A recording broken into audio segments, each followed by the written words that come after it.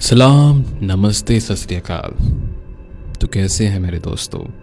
उम्मीद है कि आप सब ठीक ठाक होंगे। और सुनाइए, आपके और आपके घर वालों के और आपके शहर के क्या हालात चल रहे हैं। बुरा ना मत मानिए, क्योंकि ये है डरावनी कहानियों का चैनल। यहाँ पे लोग हमें भेजते हैं अपनी अपनी हॉरर, डरावनी, चाहे वो फिक्शनल हो चाहे रियल। हम हर तरह की स्टोरी अपने चैनल पर शेयर करते हैं। तो आज हमारे पास आई हैं 3 बहुत ही रियलिस्टिक, बहुत ही, अब मैं आपको क्या बताऊं। अब ये तो आप ही जज करेंगे जब हम कहानियों को शुरू करेंगे और एंड करेंगे। तो ये है 3 कहानियाँ। आपने किसी पहली कहानी पर नहीं टिकना, आपने 3 कहानियाँ मुकम्मल सुननी है और जज करना है, और हमें बताना ज़रूर है कि आपको इन तीनों में से कौन सी कहानी सबसे बढ़िया लगी। और हाँ, अगर आपके पास भी कोई कहानी है तो हमारे साथ ज़रूर शेयर कीजिएगा। और वीडियो स्टार्ट होने से पहले वीडियो को लाइक ज़रूर करना, चैनल को तो सब्सक्राइब ऑलरेडी आपने किया ही होगा। अगर नहीं किया तो अभी तो नया चैनल है, तो जल्दी से इस चैनल को सब्सक्राइब कर दीजिए। तो बढ़ते हैं अपनी पहली कहानी में। यहाँ पे ज़्यादातर लोग अपनी कहानियाँ अपने तरीके से ही शेयर करते हैं, तो हम उसी तरीके से आपको सुनाएंगे। कहानी नंबर 1। पता नहीं ये सब बताना ठीक भी है या नहीं, पर वो रात आज भी मेरे ख्वाबों में आती है तो पसीना छूट जाता है। मेरा नाम ज़ुहैब है और ये बात तब की है जब हम 5 दोस्तों ने सोचा कि कश्मीर के पहाड़ों की सैर करते हैं। हम सब जवान थे, खून गर्म था, तो हमने औरंगकेल जाने का प्लान बना लिया। हमें क्या पता था कि वहाँ की खामोशी में क्या छुपा हुआ है। हमारे ग्रुप में एक लड़की थी, माया। वो बहुत हंसमुख थी, पूरे रास्ते वही सबको हंसा रही थी। हम जब हाइकिंग करके ऊपर पहुंचे तो शाम ढल रही थी। पहाड़ों पर धुंध ऐसे उतर रही थी जैसे कोई सफ़ेद चादर फैला रहा हो। हमने वहाँ एक पुराने से गेस्ट हाउस में कमरे लिए। वो जगह दिखने में तो बहुत प्यारी थी, लकड़ी के बने हुए घर और चारों तरफ ऊंचे ऊंचे पेड़। पर वहाँ की हवा में एक अजीब सी भारी भरकम तरफ थी। ऐसा लगता था जैसे कोई हमें पेड़ों के पीछे से देख रहा हो। रात को हम सब खाने की मेज़ पर बैठे थे। माया अचानक खामोश हो गई। उसकी नज़रें सामने वाली खिड़की पर जमी हुई थी, जहाँ सिर्फ बाहर अंधेरा था। राहुल ने पूछा, माया क्या हुआ, खाना क्यों नहीं खा रही? पर माया ने कोई जवाब नहीं दिया। उसका चेहरा बिल्कुल सफ़ेद पड़ गया था। उसने धीरे से कहा, वो वहां कोई खड़ा है। हम सब ने खिड़की से बाहर देखा, पर वहां कुछ नहीं था, सिर्फ काली रात और हवाओं का शोर था। हमें लगा शायद थकन की वजह से माया को वहम हो रहा है और हमें भी शायद बहुत ज़्यादा थकावट होगी। हमने उसे आराम करने को कहा और अपने अपने कमरों में चले गए। आधी रात का वक़्त होगा जब मेरी आंख खुली। पूरे गेस्ट हाउस में कब्रिस्तान जैसी खामोशी थी। अचानक बराबर वाले कमरे में से एक चीख उभरी कि मेरा कलेजा मुंह को आ गया। वो माया की आवाज़ थी, पर वो इंसानी नहीं लग रहे थे। ऐसा लग रहा था जैसे कोई जानवर दर्द से करा रहा हो। मैं भागकर उसके कमरे में पहुंचा। वहां का मंजर देखकर मेरे पैरों तले से जमीन निकल गई। माया फर्श पर पड़ी थी और उसका जिस्म अजीब तरीके से मुड़ रहा था। उसकी आंखें पूरी तरह उलट चुकी थी, सिर्फ सफ़ेद हिस्सा नजर आ रहा था। वो अपनी ज़बान में कुछ ऐसा बोल रही थी जो हमें समझ नहीं आ रहा था, पर उसकी आवाज़ इतनी भारी थी जैसे कोई बूढ़ा आदमी बोल रहा हो। राहुल चिल्लाया, माया ये क्या कर रही हो, होश में आओ। जैसे ही राहुल ने उसे छूने की कोशिश की, माया ने एक जोरदार झटका दिया और राहुल दूर जा गिरा। उसकी ताकत एक आम लड़की जैसे तो बिल्कुल नहीं रही थी। वो दीवार की तरफ देखकर हंसने लगी। वो हंसी इतनी डरावनी थी कि कमरे में मौजूद हम चारों लड़कों की हालत गहर हो गई। तभी वहां का मकामी चौकीदार, जिसका नाम चचा कदीर था, भागता हुआ आया।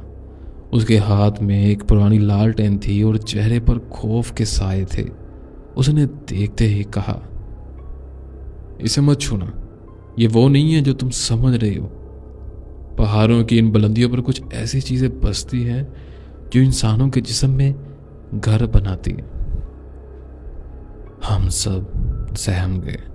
चाचा कदीर ने कुछ पढ़ना शुरू किया और माया के चेहरे पर पानी के छींटे मारे। माया जोर जोर से चीखने लगी, इसे यहां से ले जाओ, ये मेरी जगह है, तुम सब यहां क्यों आए? वो आवाज माया की थी ही नहीं, वो कुछ और ही था। पूरा कमरा जैसे ठंडा हो गया था। हालांकि हमने हीटर जला रखा था।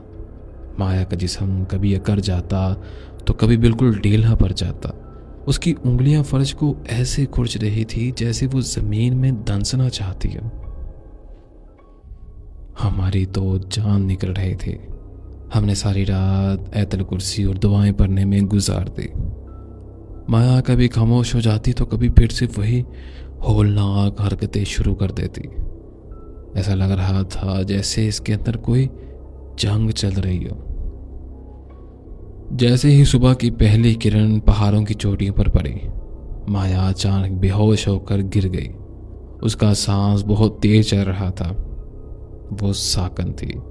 चाचा कदीर ने कहा, इसे अभी के अभी यहां से नीचे ले जाओ, ये पहाड़ी से रास नहीं आए। अगर ये एक रात और यहां रहे तो ये कभी वापस नहीं जा पाएगी। हमने एक पल भी ज़ाया नहीं किया। हमने माया को उठाया और जैसे तैसे उसे नीचे लाए। वो पूरे रास्ते होश में ना आई।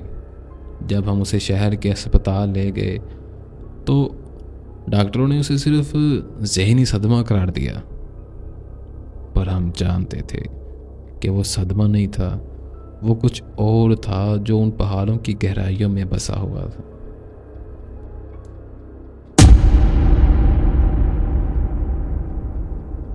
कहानी नंबर 2।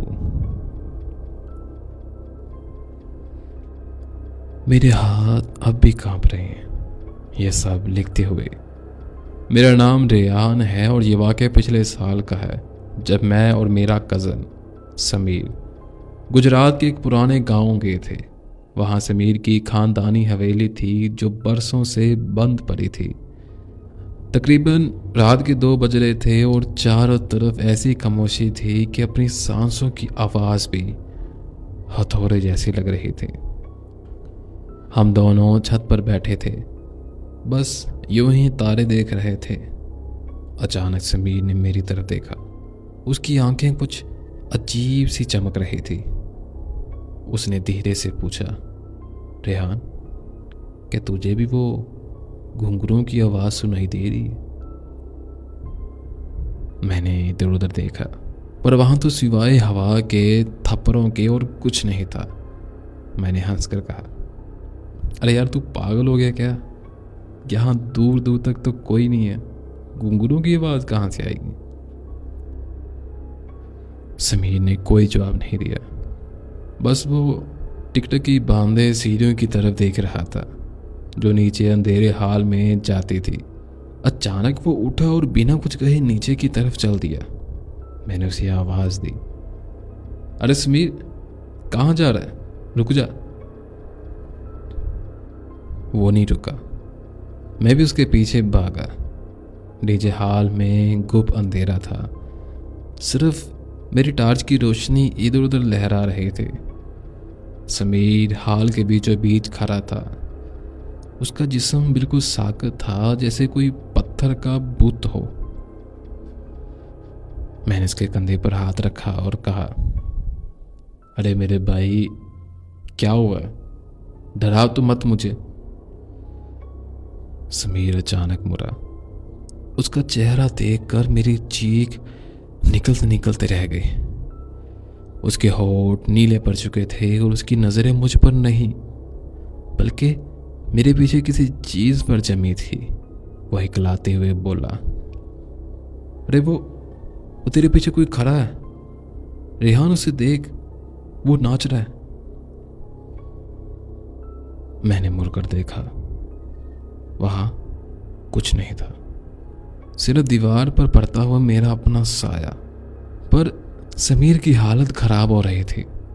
वो जोर जोर से हंसने लगा, ऐसी हंसी जो समीर की आवाज में कभी थी ही नहीं। वो हंसते हंसते अचानक रोने लगा और बोला, मुझे उसे वापस देना पड़ेगा, उसे मेरा खून चाहिए। वो पागलों की तरह अपने ही हाथ नाखूनों से खींचने लगा। मैंने उसे रोकने की कोशिश की पर उसमें इतनी ताकत आ गई थी कि उसने मुझे एक हाथ से धक्का दी और मैं दूर जा गिरा। वो हाल के कोने में जाकर बैठ गया और दीवार से बातें करने लगा। वो बार बार कह रहा था, हाँ मैं जानता हूं तुम प्यासी हो, मैं लेकर आया हूं उसे। मुझे समझ नहीं मुझे बल्कि क्या कहूं क्या नहीं, कि क्या ये समीर नहीं है, ये कोई और ही है जो इसके अंदर बैठकर बोल रहा हो। मैंने फ़ोन निकाला और घर के बड़े बुजुर्गों को फ़ोन करने की कोशिश की पर सेदिना बिल्कुल गायब थे। बाहर कुत्ते बुरी तरह रो रहे थे, जैसे वो किसी आफत को देख रहे हों। समीर अचानक उठा और मेरी तरफ लपका। उसकी उंगलियां मरी हुई थी और वो गरा रहा था। मैंने हिम्मत जमा की और उसे जोर से धक्का देकर कमरे का दरवाज़ा बाहर से बंद कर दिया। वो अंदर से दरवाज़ा पीट रहा था और ऐसी ऐसी गालियां दे रहा था जो समीर ने कभी ख्वाब में भी नहीं सुनी होगी। मैं वहीं दरवाजे के बाहर बैठ गया, अल्लाह का नाम लेने लगा। अंदर से कभी चीज़ें टूटने की आवाज़ें आती तो कभी ऐसा लगता जैसे कोई बहुत भारी चीज़ फर्श पर घसीटी जा रही हो। फिर अचानक सब खामोश हो गया। सुबह जब सूरज की रोशनी खिड़कियों से अंदर आई तो मैंने डरते डरते दरवाज़ा खोला। समीर फर्श पर पड़ा होश में नहीं था।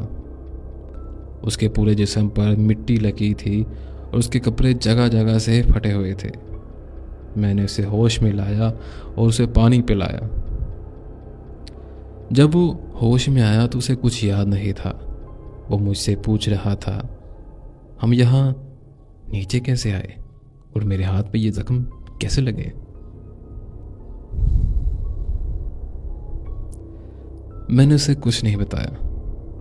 हमने उसी वक्त अपना सामान बांधा और वहां से निकल गए। आज भी जब मैं किसी खामोश जगह पर होता हूं तो मुझे वो घुंघरों की आवाज़ सुनाई देती है, पर मैं पलट कर नहीं देखता क्योंकि वो घुंघरों की आवाज़ अब मेरे जहन में बैठ गई है। तो मुझे लगता है कि मेरा कभी पीछा नहीं छोड़ेगी।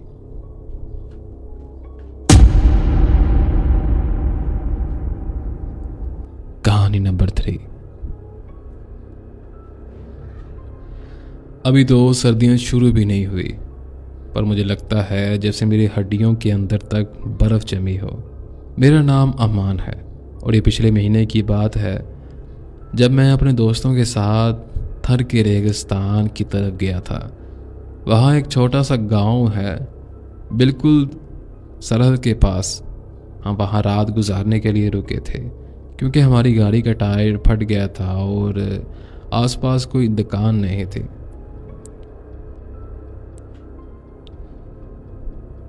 वहाँ के एक बूढ़े आदमी ने हमें अपने कच्चे घर में जगह दी पर उसने एक बात बहुत पते की थी।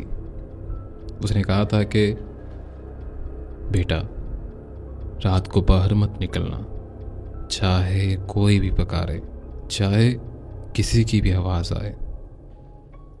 हमने हंस कर टाल दिया। हमें लगा ये बस देहातों के वहम है। रात के कोई 3 बजे होंगे। बाहर रात का बल्कि रेत का तूफान चल रहा था और हवाओं की साएं साएं कानों के पर्दे फाड़ रहे थे। अचानक मेरे दोस्त साहल ने करवट बदली और बुड़बुड़ाने लगा। साहल ने आंखें खोली बगैर ही कहा, वो बाहर करी रो रही है, अमान उसे अंदर बुला लो, उसे ठंड लग रही है। मैंने कंबल के अंदर से झांका। अरे कौन रो रही है? बाहर तो कोई नहीं है, बस रेत उड़ रही है, सो जा चुपचाप और मुझे भी सोने दे। साहल अचानक उठकर बैठ गया। उसका चेहरा बिल्कुल सपाट था, जैसे उसमें कोई जान ही ना हो। वो उठा और सीधा दरवाजे की तरफ भरने लगा। मैंने उसका हाथ पकड़ा, उसे कहा, अरे यार तू पागल हो गया? बाहर मिट्टी उड़ रही है, कहाँ जा रहा है तू? साहल ने मेरी तरफ देखा, पर उसकी नजरें मेरी आंखों में नहीं थी। वो जैसे मेरे पार देख रहा हो। उसने बड़े धीमे लहजे में कहा, वो मेरी बहन है, वो पुकार रही है मुझे। बाहर चांद की मध्यम रोशनी में रेत के ढेले ऐसे लग रहे थे जैसे कोई मुर्दे लेटे हों। हम सब जानते थे कि साहल की कोई बहन नहीं थी। मेरा माथा ठनका। मैंने उसे रोकने की कोशिश की, पर उसके जिस्म में एक अजीब सी सख्ती थी। वो दरवाज़ा खोलकर बाहर निकल गया और मैं भी घबरा कर उसके पीछे भागा। साहल एक टेले की तरफ दौड़ने लगा। मैंने पुकारा, रुक जा, आगे खाई हो सकती है यार। अचानक वो रुक गया। एक बड़े से टेले के पीछे एक लंबा सा साया निकला। वो दिखने में तो इंसान जैसा था, पर उसका कद आम आदमी से कहीं ज्यादा था। वो साया साहल के बिल्कुल सामने आकर खड़ा हो गया।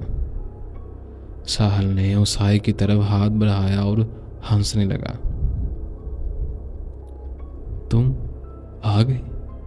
आ गई, चलो मैं तुम्हारे साथ चलता हूं। मेरा गला खुश्क हो गया, आवाज ही नहीं निकल रही थी। मैंने देखा कि वो साया धीरे धीरे साहल के गिर्द लिपटने लगा। साहल का दम घुटने लगा, उसका चेहरा नीला पड़ने लगा, पर वो फिर भी मुस्कुरा रहा था।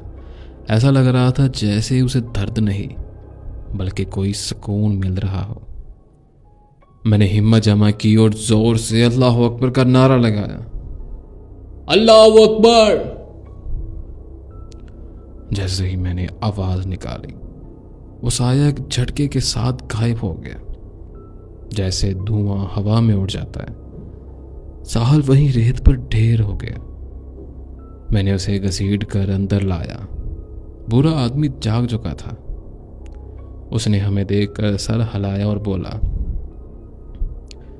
उसे रेत की प्यास कहते हैं। ये वो रूहें हैं जो सहरा में भटकती रहती हैं और अकेले मुसाफिर को अपना बना लेती हैं। बाकी की रात हम सब एक दूसरे का हाथ पकड़कर बैठे रहे। साहल को होश तो आ गया और उसकी ज़बान गूंगी हो चुकी थी। वो कई दिनों तक बोल नहीं सका।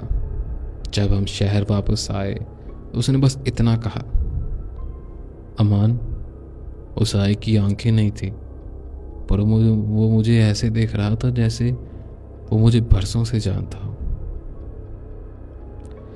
आज भी जब घर की खिड़की से हवा गुजरती है तो मुझे लगता है कि कोई बाहर खड़ा मेरा नाम ले रहा है। रेगिस्तान की एक वो खामोशी मेरे अंदर अब तक गूंजती है।